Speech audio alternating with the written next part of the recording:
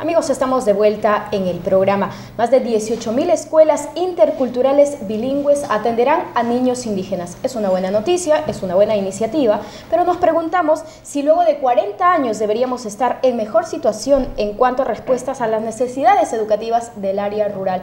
Para que nos responda esta pregunta y otros detalles más sobre este anuncio hecho, está con nosotros Francisco Roña. Él es coordinador del equipo de gestión educativa intercultural descentralizada y responsable del registro de instituciones educativas de educación intercultural bilingüe. ¿Cómo está? Bienvenido al programa. Buenas tardes. Es una buena noticia, le decía. Lógicamente es una buena noticia. Pero para ponerlo en contexto, primero las cifras de cuántas escuelas interculturales bilingües existen en nuestro país. Bueno, en realidad las 18.000 son las que estamos ahora nosotros reconociendo como de las 84.000 que nos da el patrón nacional. Es poquísimo. En realidad pareciera poquísimo, pero en el fondo más bien es un avance significativo, porque en los últimos años no hemos tenido la información de cuántas escuelas, si bien es cierto, contaban con alguna resolución reconocidas como bilingües, pero eso era en los años 70, 75, 80 fueron creados, pero la dinámica de las acciones de personales de reasignación de maestros, contratación, etcétera, es decir, como que se fue perdiendo porque el maestro que llegaba ya no era bilingüe, sino era castellano hablante.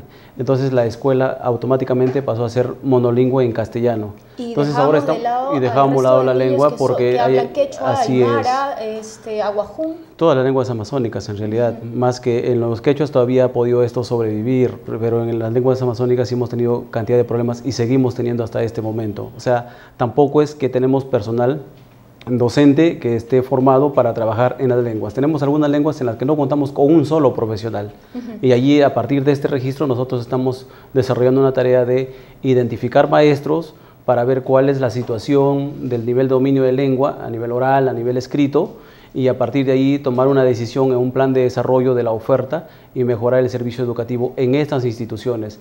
Empezaremos esto será de manera progresiva, pero esperamos que, por ejemplo, en este año, con 4.000 escuelas que están identificadas para trabajar con el programa estratégico de logros de aprendizaje, más 1.173 que están identificadas para trabajar con el programa de redes rurales y otras que van a ser atendidas por asistencia directa con los especialistas que tenemos en la UGEL, iremos dando los primeros pasos para poder desarrollar la educación de calidad y con pertinencia para esta realidad que hemos identificado. Sí, justamente porque ustedes, digamos, pertenecen a la Dirección General de Educación Intercultural Bilingüe y Rural, ¿no es cierto? Que en coordinación con la Dirección General o con la Dirección Regional de Educación y en coordinación con las UGELs es que están llevando a cabo este proyecto. Sí, un mandato de nuestra dirección justamente es diseñar la política educativa de educación intercultural bilingüe. Entonces, a partir de ahí nosotros hicimos una consulta con las organizaciones, con representantes de la UGEL, de las direcciones regionales y gobiernos locales incluso, para ver cómo podríamos desarrollar todo este proceso, dado de que por muchos años se planteaba una política, pero ¿cuál es la base? ¿A quién atiende? ¿Los beneficiarios? ¿Quiénes son? O sea, difícil. Entonces como que lanzábamos una política, un conjunto de actividades, pero no teníamos la información concreta a dónde está llegando. ¿No y lo importante es que ya tienen todo el registro. Ahora, con base a esto ya se va a poder, digamos, trabajar. Exactamente. Entonces, teniendo el registro, nosotros podemos decir incluso año 1, dónde tenemos que ir, tenemos que definir el modelo, cómo vamos a intervenir, cómo lo vamos a organizar. Y aquí ya están jugando un papel muy valioso realmente, y permíteme que les lleve un saludo desde este programa a los equipos de especialistas que hemos conformado en la SUGEL. El estadístico, el especialista en estadística, el especialista en educación intercultural bilingüe, que también es un cargo que todavía no está formalizado, pero sin embargo ya vienen haciendo todo un trabajo, y el jefe de área de gestión pedagógica. Con ellos estamos desarrollando este proceso para que sea reconocido. La resolución directoral de reconocimiento no la damos nosotros, la da la unidad de gestión educativa local, la UGEL.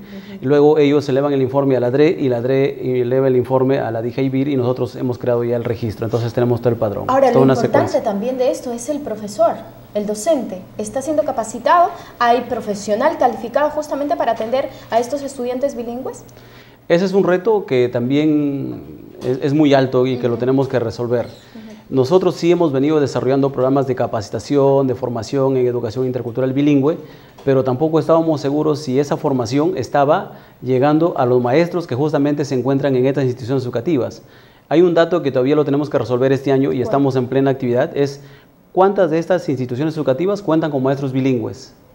Y donde hay instituciones bilingües, o sea, porque los niños hablan en lengua originaria y tienen todo el derecho de que el proceso se desarrolle en ambas lenguas y de calidad y pertinencia, entonces ahí tenemos que este proceso de identificación de maestros nos va a decir, señores, en esta institución educativa tenemos 2 maestros, uno es monolingüe castellano y el otro es bilingüe, entonces tendremos que hacer un trabajo de sensibilización con el docente monolingüe castellano, pero a la vez tenemos que proponer el proceso de aprendizaje de la lengua originaria, porque si no conoce la lengua, ¿cómo puede trabajar con sus estudiantes? No podría desarrollar procesos pedagógicos. Al inicio, ¿no? Justamente por eso hacía la pregunta, ¿no? Si después de 40 años, digamos, se ha mejorado la educación intercultural bilingüe, además, y rural, ¿no es así? Porque, por ejemplo, desde el 72 en la Ley General de Educación, digamos, se ha contribuido con una instancia de educación bilingüe, ¿no? Y esta se ha ido cambiando justamente de nombre con instancias y ahora normalmente ha llegado a la Dirección General de Educación Intercultural Bilingüe y Rural, ¿no? Pero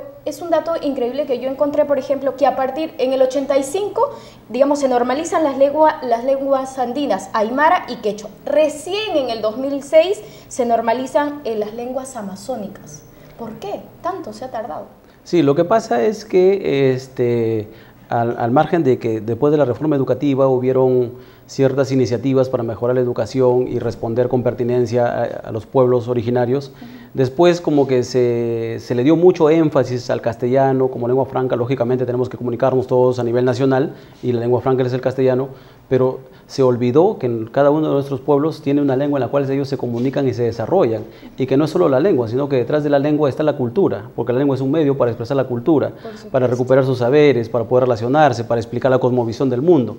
Entonces eso no se hizo, y sabiendo que la normalización de la lengua es un requisito principal, porque sin ello no puedes sacar libros, por ejemplo, para que puedan leer, no podemos capacitar a los maestros, es decir, si no sabemos cuál es el alfabeto y no tenemos una guía de cómo usar el alfabeto, entonces ¿cómo podemos trabajar el resto?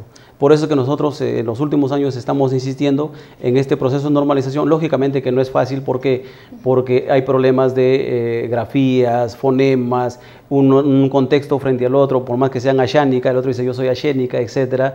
Entonces hay que reunirlos a ellos, hay que consensuar, hay que contratar a gente especializada como lingüistas, sociólogos, antropólogos, que hacen todo este estudio, y después de consensuarlo con los pueblos, se determina este es el alfabeto, y a partir de ahí podemos contratar para que nos ayuden los profesionales en hacer las respectivas guías del uso del alfabeto. Cuando esto está claro, recién nosotros podemos dar el salto para material educativo, como lo venimos haciendo en los últimos años. Y ustedes dicen también que la población está participando, por ejemplo. Está participando, está vigilante. Creo que hemos hecho bastante difusión del derecho internacional, ¿no es cierto?, de nuestra Constitución, de lo que dice la Ley de Educación, el artículo 19 y 20, el principio, por ejemplo, número 8, en la cual señala la interculturalidad para todos. Entonces, estos pueblos tienen todo el derecho, y por derecho, insisto en esto, tienen que recibir una educación bilingüe, intercultural y de calidad. Bueno, por lo pronto entonces estas 18.000 escuelas interculturales bilingües que van a atender a estos niños van a tener esas ventajas de tener los textos ya preparados justamente en su lengua local, ¿no es cierto?, con las cosas, la cultura que envuelve a estos pueblos. Bueno, y entonces el reto es que estas 80.000 escuelas interculturales bilingües que existen actualmente en nuestro país, digamos, tengan justamente estas escuelas equipadas, ¿no es así?, para que puedan recibir una educación con calidad y con equidad. Esa es nuestra esperanza y ese es nuestro desafío. Bien, muchísimas gracias. Estamos con el tiempo. Me gustaría seguir conversando. Bien, amigos, estuvimos conversando con Francisco Roña, coordinador del equipo de gestión educativa intercultural descentralizada. Vamos a una pausa, regresamos con más información.